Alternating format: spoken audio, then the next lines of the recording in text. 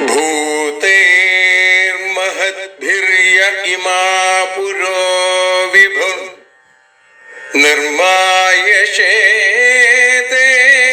यदमूषु पूरुष भुङ्क्ते गुणान् षोडश षोडशात्मका सोऽलं कृषीष्ट भगवान् वचांसि मे।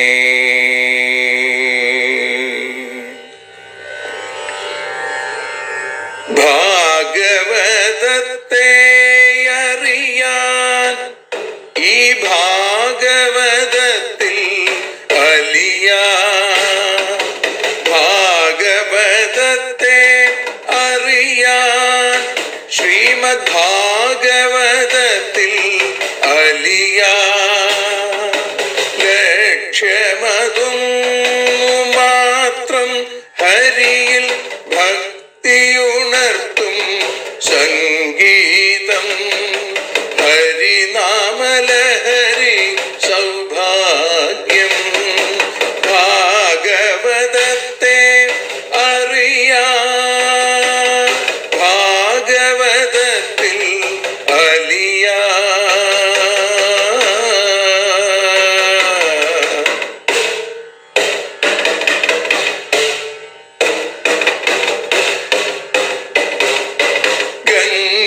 ഗംഗാപതിയുടെ പുത്രൻ സുന്ദര ഗണനായകനോ തുണ ചെയ്യൂ. ഗംഗാപതിയുടെ പുത്രൻ സുന്ദര ഗണനായകനോ തുണ ചെയ്യൂ.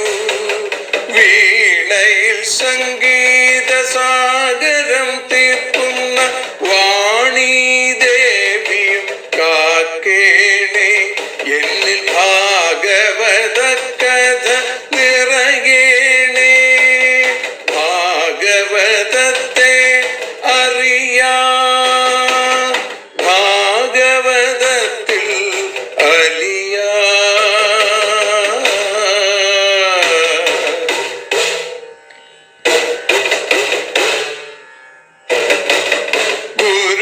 ഗുരുവായൂരിൽ നിത്യം നിറയുക ഗുരുവായൂരിലെ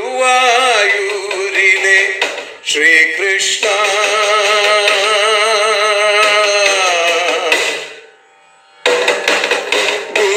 ഗുരുവായൂരിൽ നിത്യം നിറയുക ഗുരുവായൂരിലെ ശ്രീകൃഷ്ണ.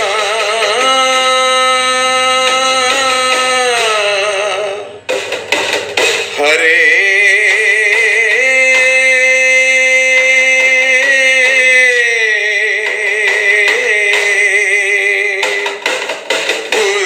ഗുരുവായൂരിൽ നിത്യം നിറയുക ഗുരുവായൂരിലെ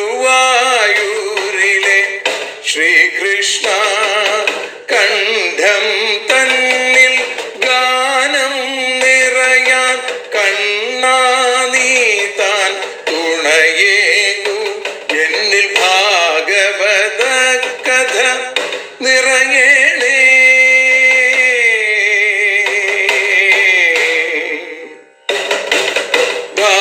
ഭാഗവതത്തെ അറിയാൻ ഭാഗവതത്തിൽ അലിയാൻ.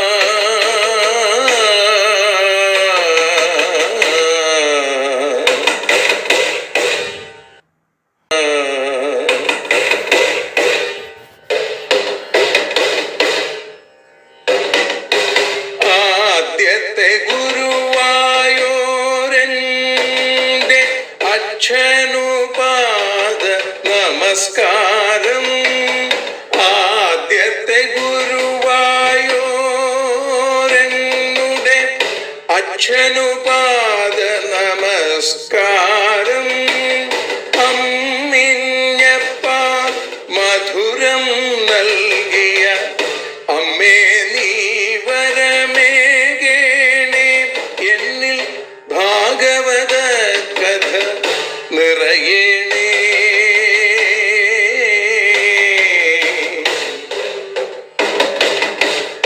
ഭാഗവതത്തെ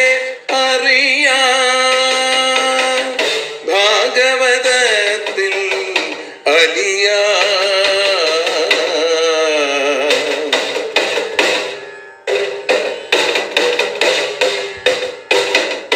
ശ്രീഹരി തന്നുടെ കഥകൾ നിറയും ശ്രീമദ് ഭാഗവത സ്മൃതിയിൽ.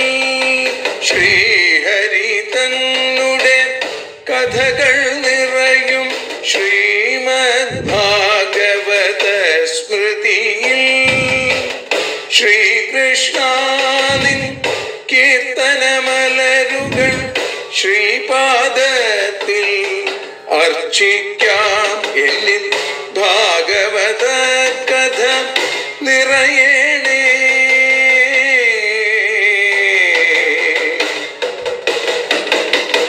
ഭാഗവതത്തെ അറിയാ, ഭാഗവതത്തിൽ അലിയാ. ലക്ഷ്യമതൊന്നു മാത്രം ഹരിയിൽ ലഹരിയുണർത്തും സംഗീതം. ഭക്തിയുണർത്തും സാഫല്യം. ഭക്തിയുണർത്തും സൗഭാഗ്യം. ഭാഗവതത്തെ അറിയാ,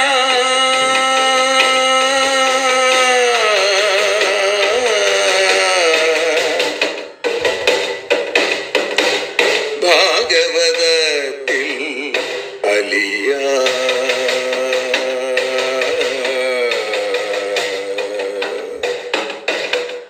ഭാഗവതത്തിൽ അലിയാ.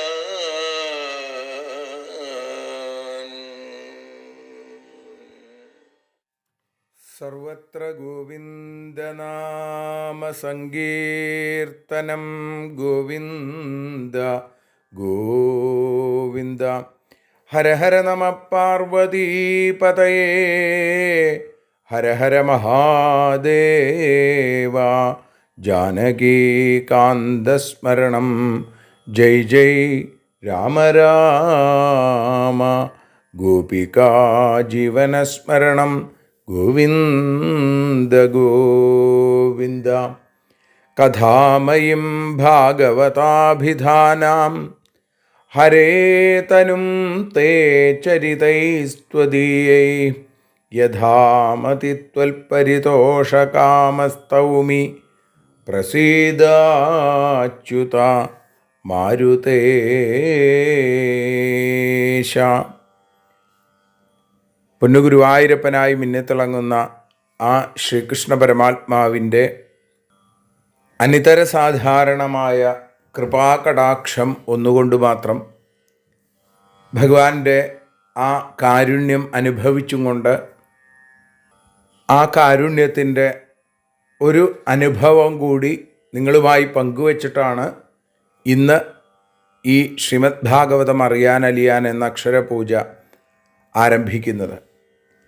ഭഗവാന്റെ അനൽപമായ കൃപാ കടാക്ഷം ഒന്നുകൊണ്ട് മാത്രം കഴിഞ്ഞ ദിവസം ശ്രീ ഗുരുവായൂർ നന്ദനം ഭക്തജനാവലിയുടെ നേതൃത്വത്തിൽ പൊന്നുഗുരുവായൂരപ്പൻ്റെ മേൽശാന്തി എന്നുള്ള രീതിയിലും ഭാഗവത ആചാര്യൻ എന്നുള്ള രീതിയിലും ഒരു ആദരവ് ഏറ്റുവാങ്ങാനായിട്ട് സാധിച്ചു. ഗുരുവായൂരപ്പൻ്റെ പിതൃസ്ഥാനീയനായ ക്ഷേത്രത്തിൻ്റെ തന്ത്രി കൂടിയായ ബ്രഹ്മശ്രീ ഡോക്ടർ ചേനാസ് ദിനേശൻ നമ്പൂതിരിപ്പാടിൻ്റെ കൈകളിൽ നിന്നാണ് ഈ ആദരവ് ഏറ്റുവാങ്ങാൻ സാധിച്ചത് എന്നുള്ളത് കൂടുതൽ ധന്യതയാണ്. നന്ദനത്തിൻ്റെ അധ്യക്ഷൻ ശ്രീ ജയറാം ആലക്കൽ അധ്യക്ഷത വഹിച്ച യോഗത്തിൽ ഗുരുവായൂർ നാരായണാലയത്തിൻ്റെ ആചാര്യൻ തിരുനാമാചാര്യൻ ഭഗവത് പദം പ്രാപിച്ച ആഞ്ഞം മാധവൻ നമ്പൂതിരിയുടെ ശിഷ്യനും കൂടിയായ സ്വാമി സന്മയാനന്ദ സരസ്വതിയുടെ സാന്നിധ്യത്തിലാണ് ഈ ആദരം ഏറ്റുവാങ്ങാൻ സാധിച്ചത് എന്നുള്ള സന്തോഷം കൂടി ഇത്തരുണത്തിൽ നിങ്ങളുമായി പങ്കുവയ്ക്കുന്നു. ഇവിടെ ശ്രീമദ് ഭാഗവതം അറിയാനലിയാൻ എന്ന അക്ഷരപൂജ ഇന്ന് 779 ദിവസത്തിലേക്ക് എത്തുമ്പോൾ ശ്രീമദ് ഭാഗവതം ഏകാദശ സ്കന്ധത്തിലെ 7-ാമത്തെ അധ്യായത്തിൽ 48-ാമത്തെ ശ്ലോകം മുതലാണ് ഇന്ന് ആരംഭിക്കുന്നത്. യദുമഹാരാജാവ് ദത്താത്രേയൻ എന്ന അവധൂതൻ്റെ വാക്കുകളെ കേട്ടുകൊണ്ടിരിക്കുന്ന രംഗമാണ് ശ്രീ ശുബ്രഹ്മർഷി പരീക്ഷത്തിന് പറഞ്ഞു കൊടുക്കുന്നത്.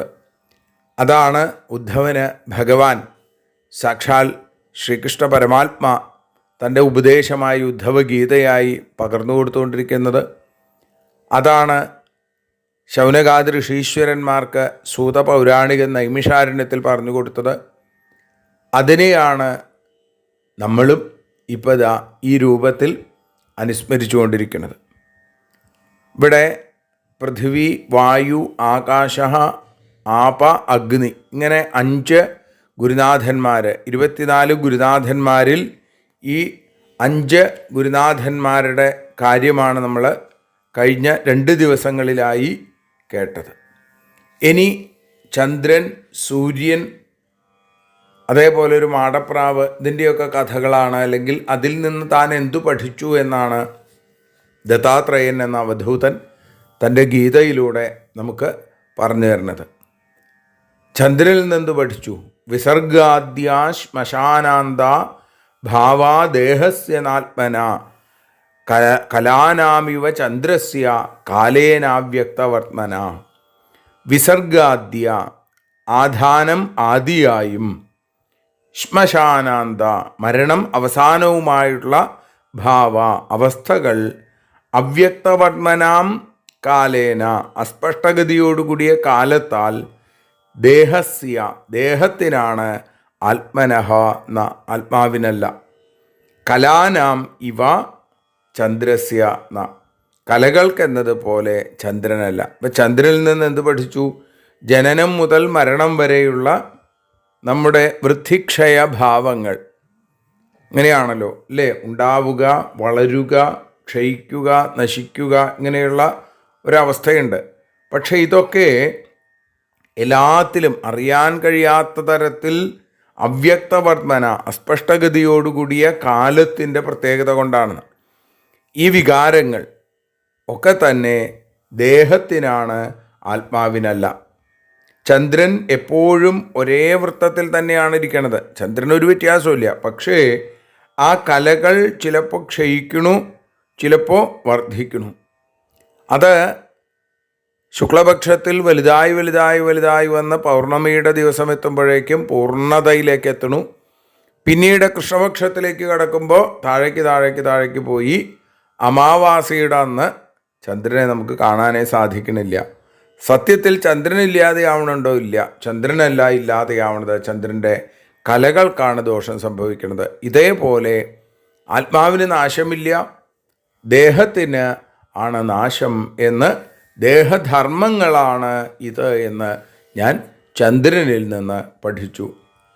കാലേന ഹ്യോഘവേഗേന ഭൂതാനാം പ്രഭവാപ്യയോ നിത്യാവപിന ദൃശ്യേതേ ആത്മനോഗ്നേർ യഥാർച്ചിഷാം എന്ന് പറഞ്ഞു. ഇവിടെ ഒരിക്കൽ കൂടി അഗ്നിയിൽ നിന്ന് അഭ്യസിച്ച ഒരു കാര്യം പറയുകയാണ്. എന്താണ്?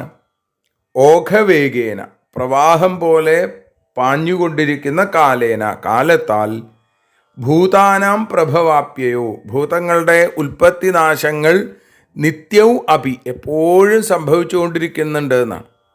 പക്ഷേ അഗ്നേ അർച്ചിഷാം യഥ അഗ്നിയുടെ ജ്വാലകൾ എന്നതുപോലെ ആത്മനഃ ന ദൃശ്യേത ആത്മാവിൽ ഇത് കാണപ്പെടുന്നില്ല എന്ന് പറയുന്നു. അഗ്നിയിൽ നിന്ന് അഭ്യസിച്ച സംഗതികൾ നമ്മൾ 5-ാമത്തെ ഗുരുനാഥനായ അഗ്നിയെ കണ്ടുകൊണ്ട് നമ്മൾ പഠിക്കേണ്ടായി, അല്ലെങ്കിൽ ദത്താത്രേയൻ്റെ വാക്കുകൾ നമ്മൾ കേൾക്കേണ്ടായി.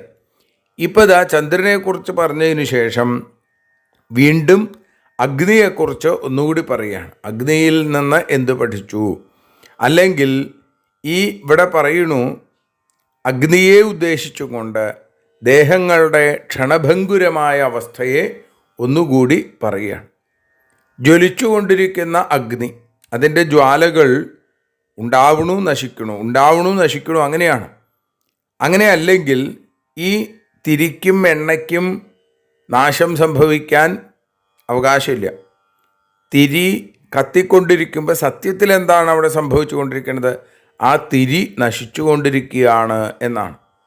എണ്ണയും തിരിയും മുഴുവൻ തീരുന്നതുവരെ ഉൽപ്പത്തിനാശങ്ങൾ ഉണ്ട് എന്ന് നമ്മൾ അറിയണില്ല.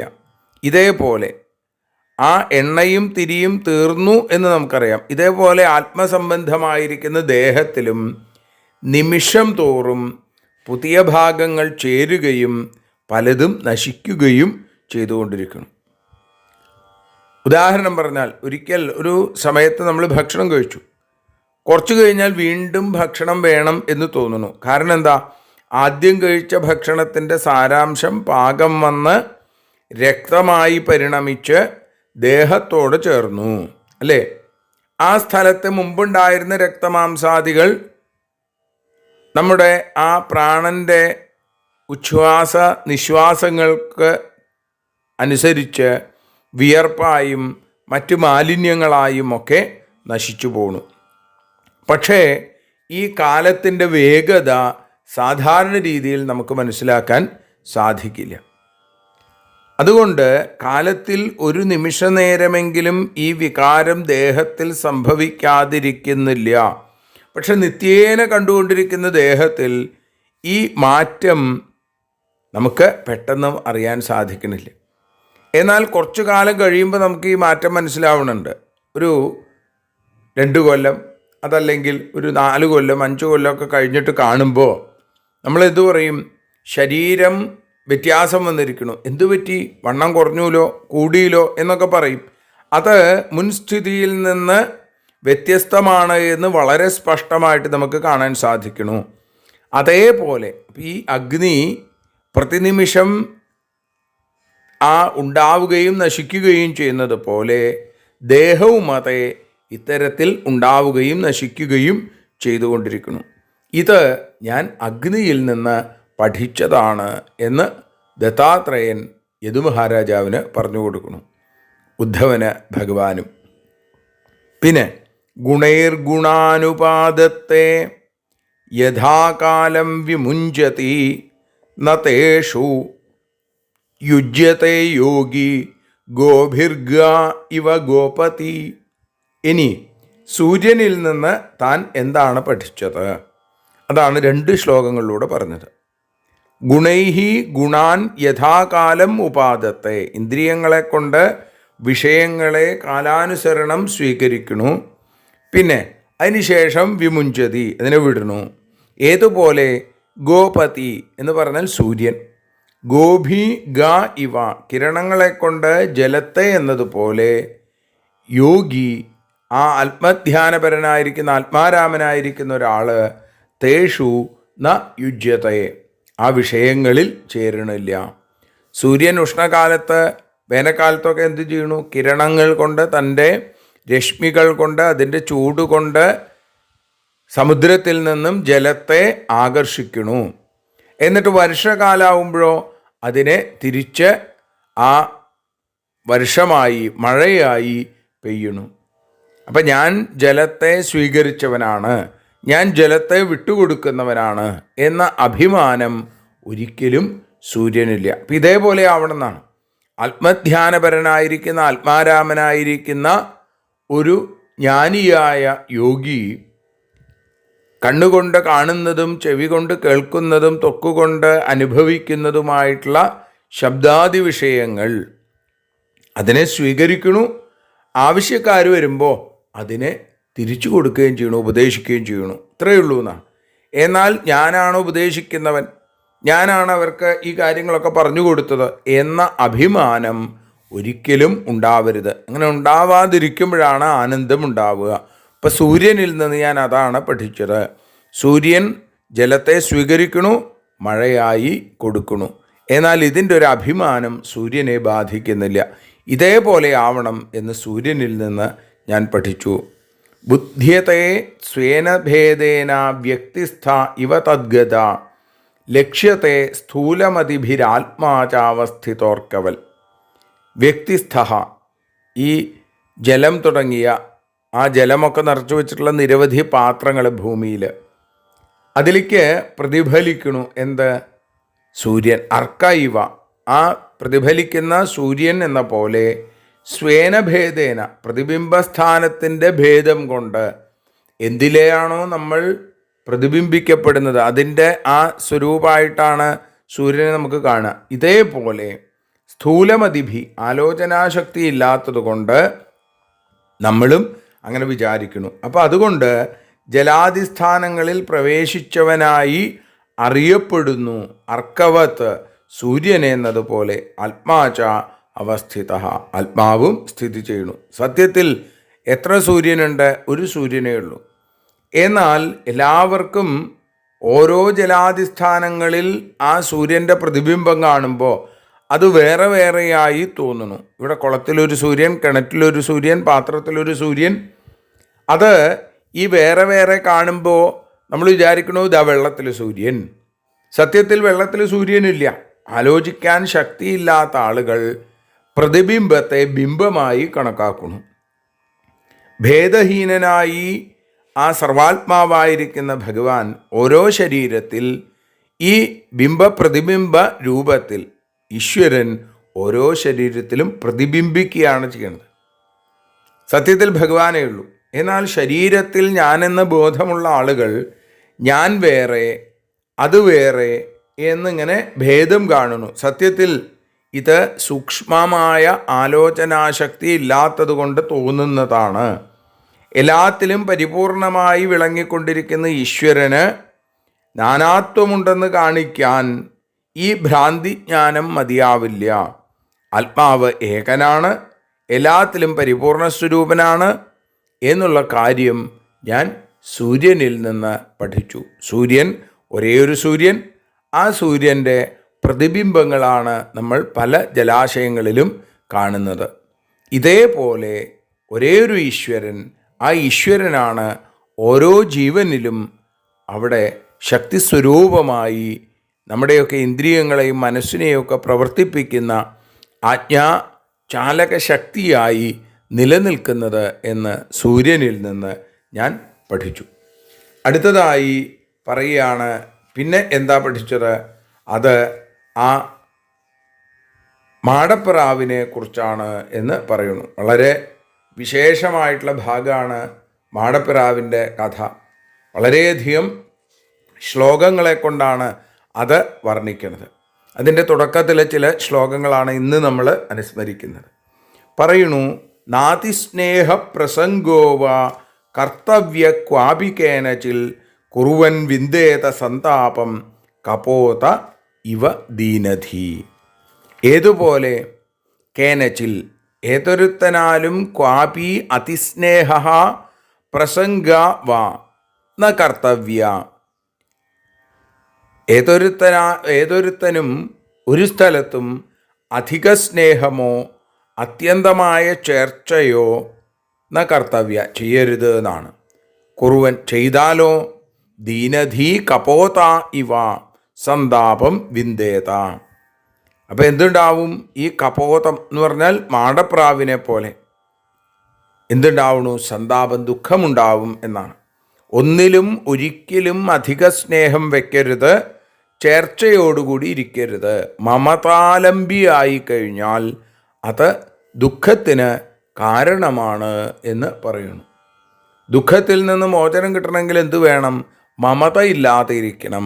മമതയാണ് എല്ലാ ദുഃഖത്തിനും കാരണം എന്ന് പറയുന്നു. ഇവിടെ പറയുന്നു, അവിവേകികൾ മാത്രമേ അങ്ങനെയൊക്കെ ചെയ്യുള്ളൂ. കപോതം എന്ന പക്ഷി, മാടപ്രാവ്, അതിസ്നേഹം കൊണ്ട് നശിച്ചുപോയി. അത്യാസക്തി അനർത്ഥത്തിന് കാരണമാണ് എന്ന് മാടപ്രാവ് എന്നെ പഠിപ്പിച്ചു. ഇവിടെ പറയുകയാണ്, കുടുംബ ബന്ധങ്ങൾ, അത് സ്നേഹം വേണ്ട എന്നല്ല ഭാഗവതം പഠിപ്പിക്കുന്നത്, മറിച്ച് ഈ സ്നേഹം ഒക്കെ തന്നെ നശിക്കുന്നതാണ് എന്ന് തോന്നൽ വേണം. സ്നേഹം നശിക്കാതിരിക്കണമെങ്കിൽ എന്ത് വേണം? ആ സ്നേഹത്തിൽ കാമത്തിൻ്റെ കണിക ഉണ്ടാവാൻ പാടില്ല. അത് പ്രേമം ആയി മാറണം എന്നാണ്. നിഷ്കാമമായ സ്നേഹത്തെയാണ് പ്രേമം എന്ന് പറയുക. അവിടെ കാമത്തിൻ്റെ ഒരു കണിക പോലും ഉണ്ടാവില്ല. എന്നാൽ കായത്തെ സ്നേഹിക്കുന്നതിന് കാമം എന്നാണ് പറയുക. ശരീരമാണ് ആ സ്നേഹിക്കപ്പെടുന്നത് എന്ന് വിചാരിക്കണു, പക്ഷേ ശരീരം നശിക്കുന്നതാണ്. അങ്ങനെ നശിക്കുന്ന വസ്തുവിനെക്കുറിച്ച് അതിന് നാശമുണ്ട് എന്ന് അറിഞ്ഞ് സ്നേഹിക്കുമ്പോൾ ആ നാശത്തിൽ നമുക്ക് ദുഃഖം ഉണ്ടാവില്ല. ഇതൊക്കെ ഉപബോധ മനസ്സിൽ നമ്മുടെ ഉള്ളിൽ കിടക്കുന്നുണ്ടെങ്കിലും നമ്മളത് വേണ്ടതുപോലെ ജീവിതത്തിൽ പ്രാവർത്തികമാക്കാത്തത് കാരണം നാശത്തിൽ നമുക്ക് വലിയ ദുഃഖം അനുഭവിക്കേണ്ടി വരുന്നു എന്ന് പറയുന്നു. എന്നിട്ട് പറയുകയാണ്, കപോത കശ്ചനാരണ്യേ കൃതനീടൗ വനസ്പതൗ കപോത്യാ ഭാര്യയാ സാർത്ഥം ഉവാസ കതിചിൽസമ. അരണ്യേ വനസ്പതൗ കൃതനീഡഃ, കാട്ടിൽ ഒരു വൃക്ഷത്തിൽ കൂടുണ്ടാക്കിയ കശ്ചന കപോത, ഒരു കപോതം, ഒരു മാടപ്രാവ്, ഭാര്യയാ കപോത്യാ സാർത്ഥം, ഭാര്യയായ ആ മാടപ്രാവ് പെൺപ്രാവിനോടൊപ്പം കതിചിത് സമ, കുറേ കാലം ഉവാസ, അവിടെ താമസിച്ചു എന്നാണ്. ഒരു കപോതത്തിൻ്റെ മാടപ്രാവിൻ്റെ കുടുംബചരിത്രം അവിടെ പാടുകയാണ്. കാട്ടിലെ ഒരു മരത്തിൽ കൂടുണ്ടാക്കി 2 മാടപ്രാവുകൾ ഭാര്യയും ഭർത്താവുമായിട്ട് അവിടെ കുറേ കാലം കഴിഞ്ഞു. കപോതൗ സ്നേഹഗുണിത ഹൃദയൗ ഗൃഹധർമ്മിണൗ ദൃഷ്ടിം ദൃഷ്ട്യാംഗമംഗേന ബുദ്ധിം ബുദ്ധ്യാ ബബന്ധതു.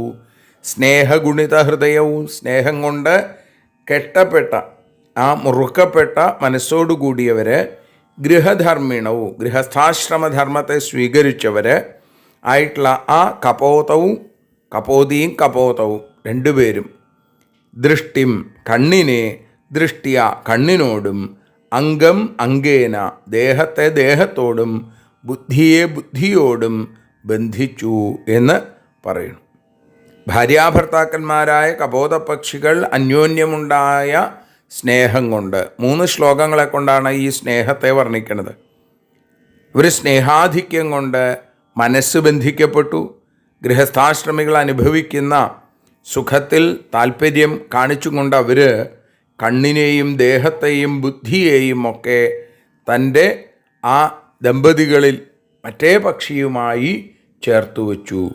അന്യോന്യം ഇങ്ങനെ നോക്കുക, അല്ലേ, മുട്ടിമുട്ടി ഇങ്ങനെ ഇരിക്കുക, ഇതൊക്കെയാണ് സുഖം എന്ന് കരുതി അവരങ്ങനെ കഴിഞ്ഞു.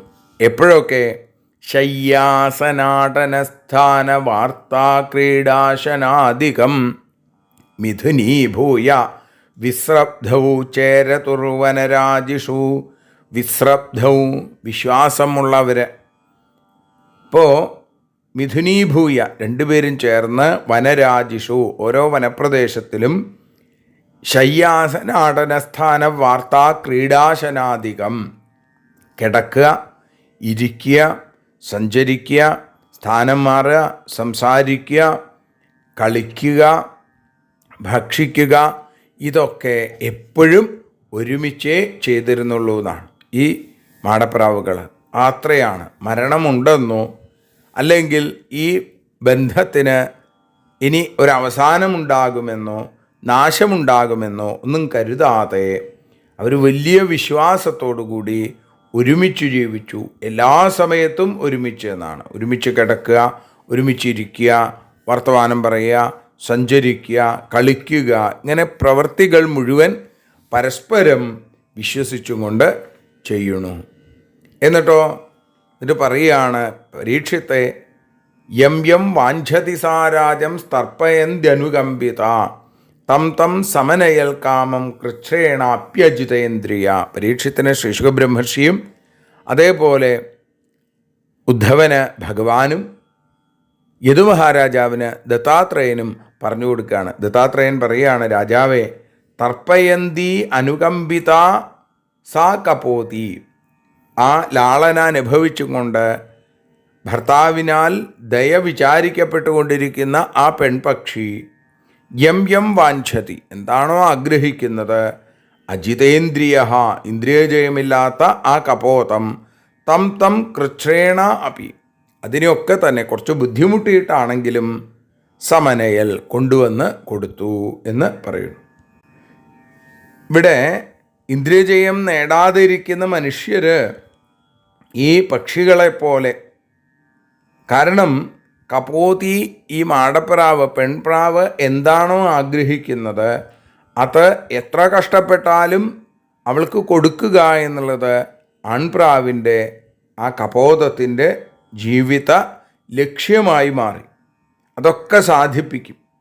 ആഗ്രഹത്തെ അറിയിക്കാതിരിക്കണമെന്ന് തോന്നിയാൽ എന്തു ചെയ്യും? എന്തെങ്കിലും നിനക്ക് ആവശ്യമുണ്ടോ? നമ്മൾ ഗൃഹസ്ഥാശ്രമികളൊക്കെ ചെയ്യണത് പോലെ എന്ത് വേണമെങ്കിലും പറഞ്ഞോളൂ കേട്ടോ, ഞാൻ ശരിയാക്കി തരാം എന്ന് പറയും. അങ്ങനെ ഇന്ദ്രിയങ്ങൾക്ക് കീഴടങ്ങിയിരിക്കുന്ന കപോതം ഭാര്യയുടെ ആഗ്രഹത്തെ വളരെ ബുദ്ധിമുട്ടിയിട്ടാണെങ്കിലും സാധിപ്പിച്ചുകൊണ്ടേയിരുന്നു എന്ന് പറയുന്നു. ഇതേപോലെയാണ് ജിതേന്ദ്രിയന്മാരല്ലാത്ത മനുഷ്യരുടെയും അവസ്ഥ. മനുഷ്യർ ഈ പക്ഷികൾക്ക് തുല്യമാണ് എന്ന് പറയുന്ന 56-ാമത്തെ ശ്ലോകത്തോടുകൂടി നമ്മൾ ഇന്ന് സമർപ്പിക്കുകയാണ്. 57-ാമത്തെ ശ്ലോകം മുതൽ നമുക്ക് നാളെ അനുസ്മരിക്കാം. ഭഗവാൻ എല്ലാവരെയും അനുഗ്രഹിക്കട്ടെ. സർവത്ര ഗോവിന്ദനാമ സങ്കീർത്തനം. ഗോവിന്ദ ഗോവിന്ദ.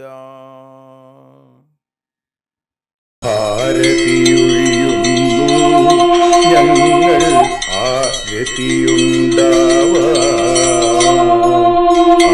ഹരിപാദേ രതിയുണ്ടാകാൻ ആരതിയൊഴിയുന്നു.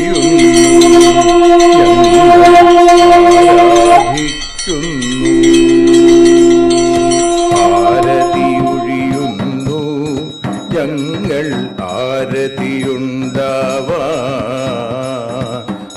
ഹരിപാദേ രതിയുണ്ടാകാൻ ആരതിയൊഴിയുന്നു. ഞങ്ങൾ ആരാധിക്കുന്നു. ശ്രീമദ്ഭാഗവതം പുണ്യം പാവനമാം ഗ്രന്ഥം ശ്രീശുകമാമുനി പാടിയ ഗീതം നൽകുന്നു മുക്തി. സതതം നൽകിയിടും ഭക്തി. പാപികളെന്നാലും നിത്യം രക്ഷിക്കും ഗ്രന്ഥം. പരമാനന്ദ സുധാരസമയമി ഹരിലീലാസാരം. നിത്യം വേദത്തിൻ സാരം. വൈരാഗ്യം ജ്ഞാനം ഭക്തി എന്നിവ നൽകിയിടും.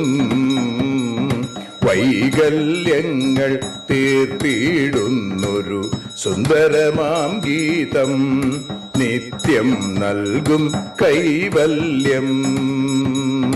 കലിമലമഥനി പാപവിനാശിനി സതതം സേവയ ചെയ്യുന്നോർക്കോ സുഖകാരിണി ഗ്രന്ഥം. നിത്യം നൽകും സായുജ്യം. ആരതിയൊഴിയുന്നു. ഞങ്ങൾ ആരതിയുണ്ടാവാൻ ആരതിയൊഴിയുന്നു. ഞങ്ങൾ ആരതിയുണ്ടാവാൻ ഹരിപാദേ രതിയുണ്ടാകാൻ ആരതിയൊഴിയുന്നു. ഞങ്ങൾ ആരാധിക്കുന്നു. ഞങ്ങൾ ആരതിയൊഴിയുന്നു. കണ്ണ ആരാധിക്കുന്നു. രാധാരമണ മുകുന്ദ മുരാരേ ശരണം മേ തവ ചരണയുഗം.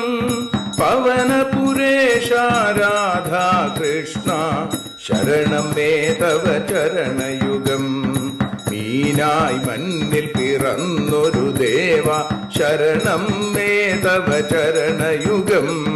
കച്ഛപരൂപമെടുത്തൊരു ദേവ ശരണം മേ തവ ചരണയുഗം. സൂകരഭാവമണിഞ്ഞൊരു ദേവ ശരണം മേ തവ ചരണയുഗം. നരഹരി രൂപമെടുത്തൊരു നാഥ ശരണം മേ തവ ചരണയുഗം. വാമനനായി വിളങ്ങിയ ദേവ ശരണം മേ തവ ചരണയുഗം. ഭാർഗവരാമനതായൊരു ദേവ ശരണം മേ തവ ചരണയുഗം. ദശരഥനന്ദനായൊരു ദേവ ശരണം മേ തവ ചരണയുഗം.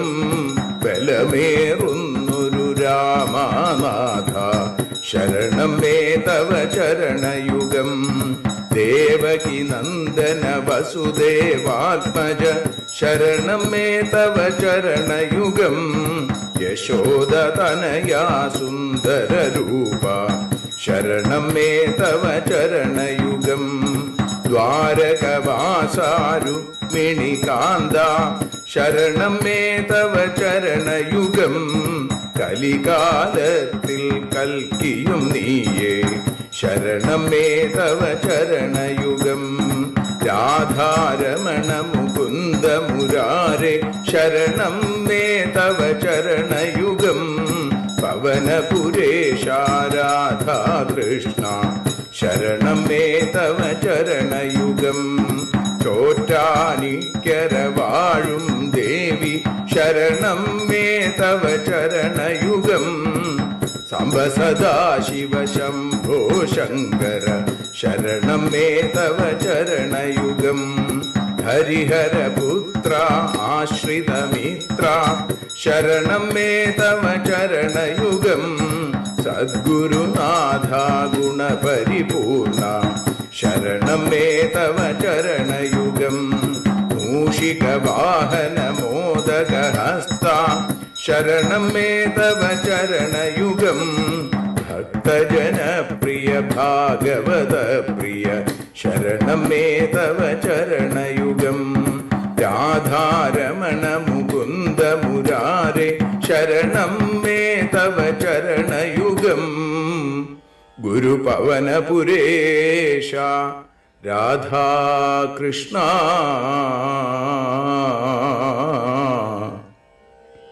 ശരണം മേ തവ ചരണയുഗം.